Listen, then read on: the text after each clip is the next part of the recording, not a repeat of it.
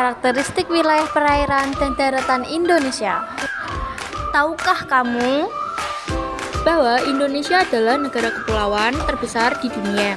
Ya gimana enggak, di tahun ini aja negara kita memiliki sekitar 16.671 yang membentang dari Sabang sampai Merauke. Biar gak penasaran, yuk kita bahas lebih dalam tentang dua aspek karakteristik wilayah Indonesia ini. Pegunungan. Pegunungan merupakan sebuah dataran yang menjulang lebih tinggi dari sekelilingnya, yang berketinggian antara 800 hingga 1000 meter di atas permukaan laut. Pegunungan sendiri merupakan rangkaian dari beberapa gunung. Pegunungan-pegunungan yang ada ini membentuk suatu ekosistem yang penting bagi makhluk hidup dan juga berkontribusi besar bagi potensi wilayah Indonesia. Dataran tinggi. Dataran tinggi berbeda dengan pegunungan loh. Dataran tinggi adalah dataran luas yang letaknya di daerah pegunungan yang terbentuk karena hasil erosi dan sedimentasi yang terjadi selama ratusan tahun lamanya. Sebuah area bisa disebut dataran tinggi kalau punya ketinggian minimal 700 meter dari permukaan laut.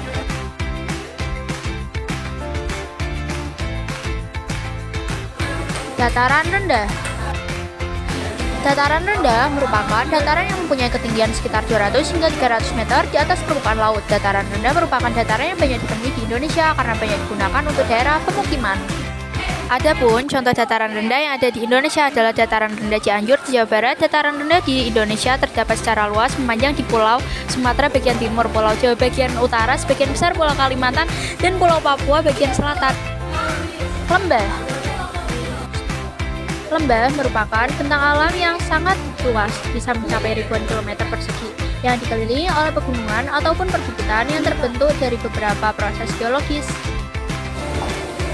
Beberapa lembah dengan pemandangan yang luar biasa di Indonesia antara lain adalah Lembah Sianok di Sumatera Barat, Lembah Baliem di Papua Barat, dan Lembah Pantulan di Bali. Informasi umum.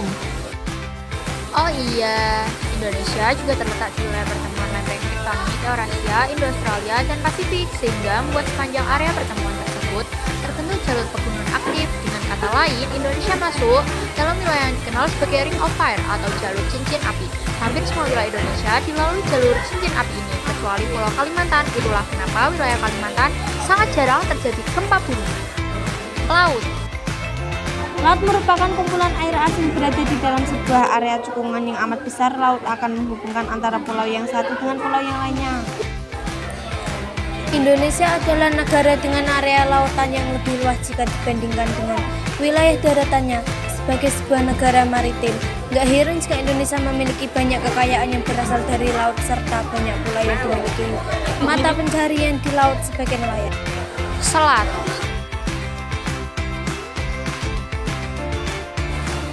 Selat merupakan bagian dari laut hampir setiap pulau di Indonesia, dipisahkan oleh selat, baik selat besar maupun yang kecil. Dengan kata lain, selat adalah laut sempit yang terletak di antara dua pulau dan menghubungkan kedua pulau tersebut. Teluk. Teluk merupakan wilayah perairan yang menjorok ke daratan dan dibatasi oleh daratan pada ketiga sisinya. Di Indonesia ada begitu banyak teluk yang biasanya dimanfaatkan sebagai lokasi wisata, seperti Labuan Bajo, atau dijadikan tempat berlabuhnya kapal-kapal nelayan seperti Teluk Jakarta. Danau.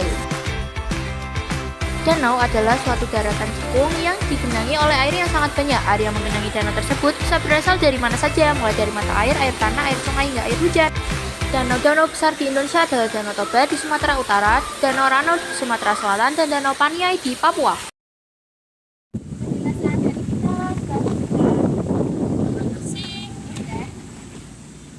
Yuk, marilah kita jaga dan menghargai perairan dan daratan wilayah Indonesia. Assalamualaikum warahmatullahi wabarakatuh. Terima kasih.